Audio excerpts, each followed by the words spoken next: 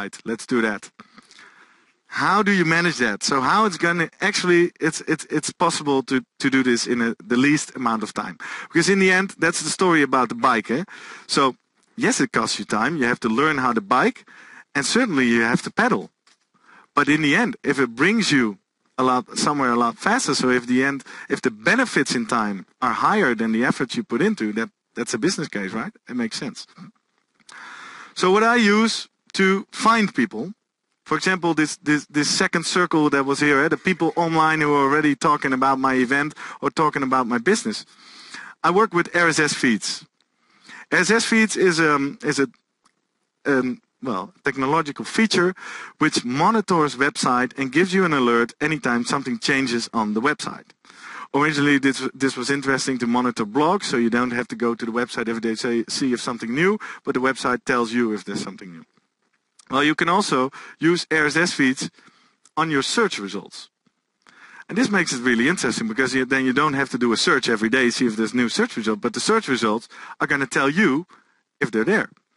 Well, you can search Twitter. Twitter is like this huge bulk of all in the information, all these people telling what they're doing, telling what they need, talking about stuff.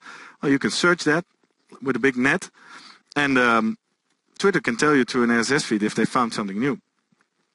Google Alerts is the RSS feed of Google. So if there's a new search result in Google, Google is going to tell you, hey, someone has written on their website about your event, your company, whatever you're looking for.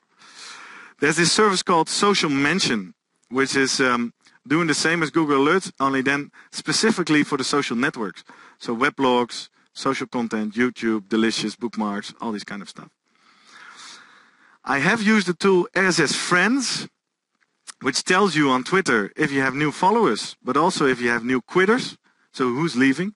This is quite interesting to monitor if you're still posting relevant content, because if you're spamming or too much promotion or you're not interested anymore, people are going to leave. That's how Twitter works.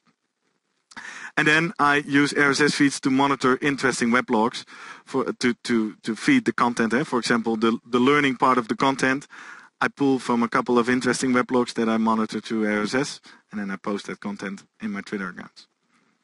Is this clear? If you want to get started, you should Google Google Reader. It's just another tool like your Gmail account, and you can get started.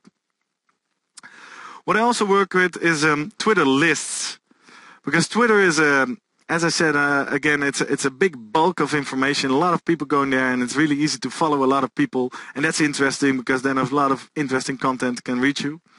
However, sometimes it's just hard to keep track of who's with who and who you know where from.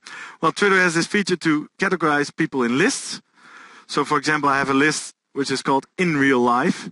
This is a very important list to me because these are actually the people that I know face to face in real life that are on Twitter. I monitor this list more intensively than all the other people I follow on Twitter, because if I see something interesting in this list, it really allows me to create value in my offline network.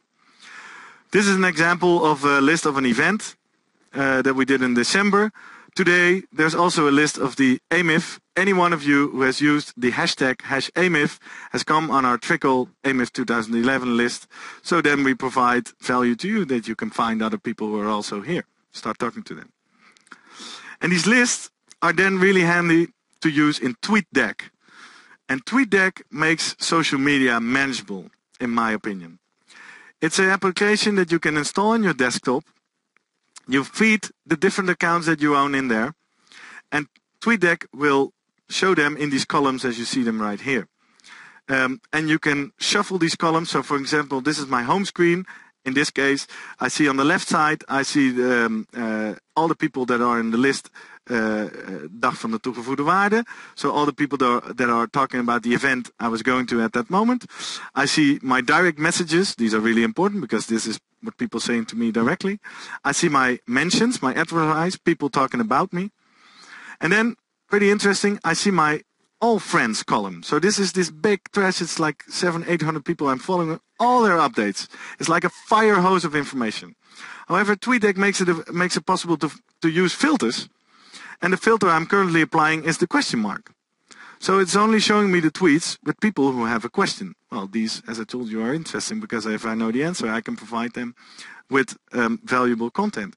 Every once in a while, you might want to filter on the letters RT, which stand for retweet. If you're filtering what your network is saying with a retweet, then you have a double filter because your network has already said, hey, this is an interesting tweet. I want to reply that to my network. So if I get only the tweets that are already retweeted, they must be of great value.